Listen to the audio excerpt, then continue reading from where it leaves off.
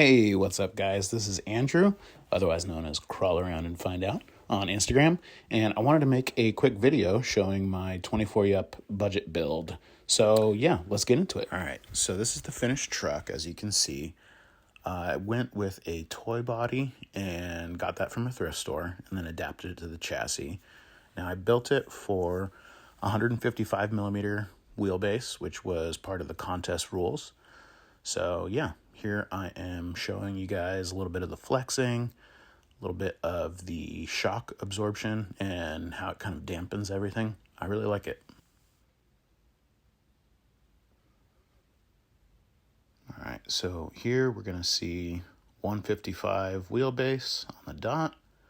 So that was actually a little difficult to build to, just with all the links. Everything, when I would put it on, would be a millimeter or two off, so took a lot of finessing. But here you can look at the chassis without the body on it, and that's a little bit of the layout that I went with. Really shot for motor in the front and getting the weight as low as I could. Now here you can see the chassis rails. So this is a raw pair that I cut out on the bandsaw. This is the sheet of aluminum, 6061, that I got that, yeah, I've been cutting stuff out of, and I've been really liking this material. One of the things I like to do with chassis is after they're cut out, I like to clamp them together. Then I grind and make sure that the chassis are matched. Also keep them clamped together when I drill holes through it. That way I know both pieces are going to be the same across the board. Okay, getting back to the build here, I started with the Dash RC motor. I believe it is a 2204 2500 kilovolt motor. And I am using a stock trans and stock axles that I modified pretty heavily, but the trans is stock. And the ESC is the AliExpress 40 amp, 5 volt, 2 amp BEC, I believe, or maybe I'll put up the actual description on the page. And yeah, this ESC has done really well for me. Just plugged it in right out of the box, fires right up, runs the motor really smooth, so no complaints. In fact, I can go ahead and plug it in right now, show you guys a little bit of it moving. Here you can see it. I think I picked it up before. Yeah, there's full lock, full turn. And then I'll pick it up and make sure it runs. Perfect. But yeah, I've really been loving the slow crawl on the Dash RC motor, especially with the stock. Oh, you can see my rear wheel's a little unbalanced there. That's okay. Take care of it later.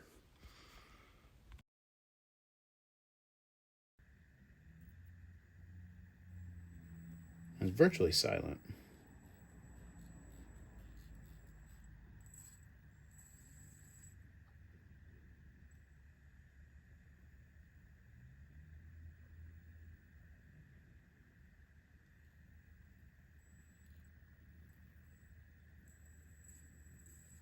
Go over the battery. Just a Tattoo, or TATTU, 300 milliamp, and it had the XT30 connector. I've been really liking these batteries. They're really small. All right, so let's move through the build. So chassis, I custom made that. Sliders, these were made out of a mint tin that I cut in half and kind of massaged a little bit. Styrene here and here, and then over here on the other side. Keep everything a little organized. This runs a little bit longer front suspension than I've seen a lot of people run. Gives me a little bit more room up here. Original plans were to run the battery right here where the motor mount was. So you can see there's actually still room there if I wanted to run it there. But for this build, decided just to use that for the magnet mount since the cab over body was a little bit interesting. And yeah, anyways, when it came to spatial constraints, it was just easier to put the magnet mounts right there. And the biggest thing is keeping the motor in the front.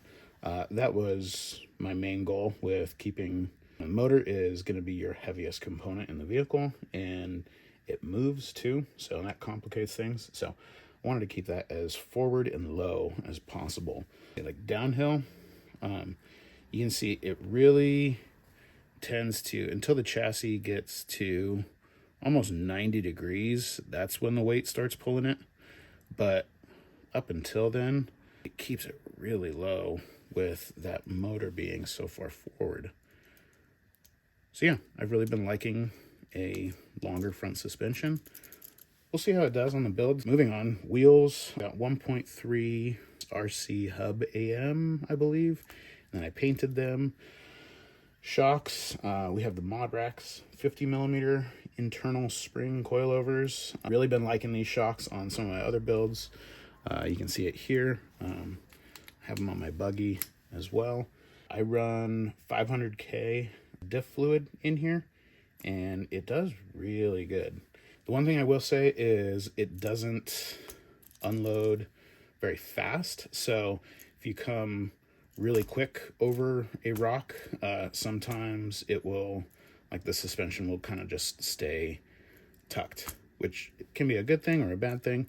It just depends on your driving style and getting used to it, right? So if I were to give it some juice and go whoop and come over that, sometimes like the rear end, I've noticed, will stay kind of like up, and then it will gradually come down, relax. So that would be the only gripe with the 50mm. And honestly, I could probably get them to react a little bit faster if I tried some different springs and some different diff fluid. But regardless, I've been liking them with the stock springs in the, I believe it's like a 70-30 split that they come with, up travel to down travel. And yeah, I just run 500K diff fluid in there, and it works really well for me. Let's see, axles are stock, but I did paint them, cut the ends of the axles off here, and then I clocked them about 15, maybe 17 degrees. I didn't measure exactly. So you can see the front axle here, the servo, is kind of a good indicator as to how the axle is clocked on the vehicle. However, the caster is still positive, negative, I don't know what the correct term. Caster is still laid back, so you still get that really nice turning arc, right? So especially when you're coming up on rocks and you need to hook your wheel, that works really well. Let's see, front axles, went through that. Okay, so links. Let's see, links, I custom made all the links except for these rear uppers. So the rear uppers are the uppers from the rear Gladiator. Anyways, whatever, they were just on my desk and they were convenient, so I used them, and it was one less pair of links that I had to make. I started with some different size tube on Amazon, and, or no, maybe this was from Hobby Lobby. It was like the standard like 1/8" tube. And then I ordered some different tube from Amazon that was 1/8", and it was 0.5mm wall thickness. And I want to go over and redo all my links now with that tubing, but I'm also kind of lazy, so I'm just not going to go through and remake links and waste the material inside. Anyways, moving on. Those are the links. Let's get some measurements for the links. So the fronts,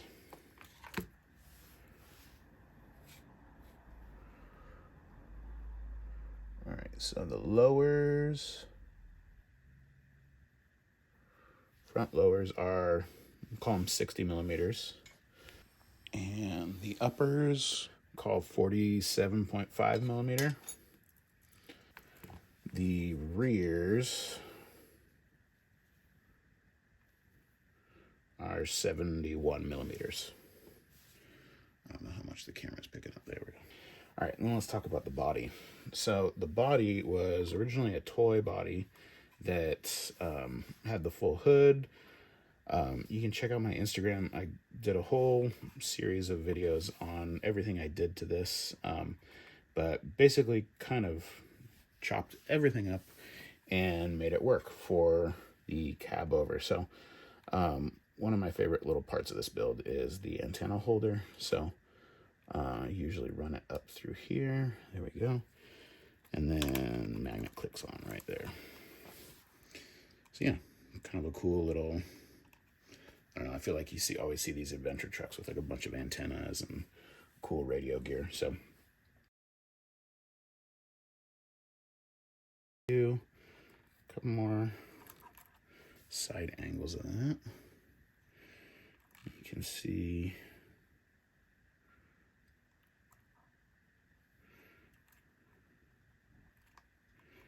so this is flexing. Let's see if I can get it to, there we go. That's like pretty much, I mean, I would love to trim the body a little bit more so it doesn't rub, but like, honestly, this is only at full rub. Same thing with the front here. It does rub at, let's see, at full lock. It actually rubs a lot, but whatever. I'm gonna live with it because I really like the body. The wheel does a pretty good job right up until the very end, and that's only at full bump too. So steering still works a lot. Steering still works great when it's rolling and moving, as long as it doesn't just like get held up on the body right here on rocks. Then the motor will stutter a little bit, but it's kind of part of getting used to driving a truck and knowing where its limits are. And I mean, at the end of the day, it's a budget build. It's not like perfection. So, and here is the back of it. This is the flatbed that I kind of, I'm hoping an scx30 will fit in there. To be honest, I just kind of started building and made it look good for the wheelbase, and I didn't really build it to fit anything necessarily, but yeah, definitely a hope. So, and I know for a fact that other SCXs won't fit on there. So maybe it's pointless, but I don't know. I think it looks cool. So yeah, if you guys have any comments or questions, please let me know. I'm more than willing to answer anything in regards to budget or process of how I made anything. I had a great time with this truck, so enjoy some clips of it going around in my backyard.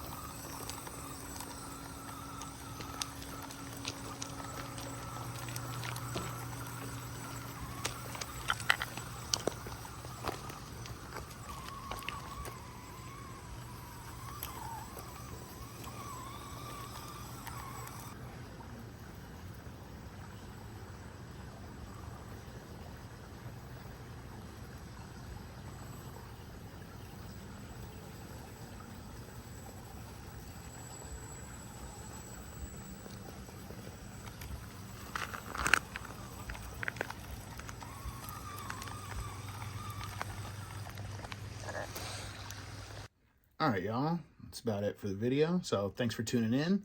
Like, comment, share, subscribe, do all the YouTube stuff. And yeah, hopefully I'll have more for you guys, more build breakdowns soon. Later. Peace.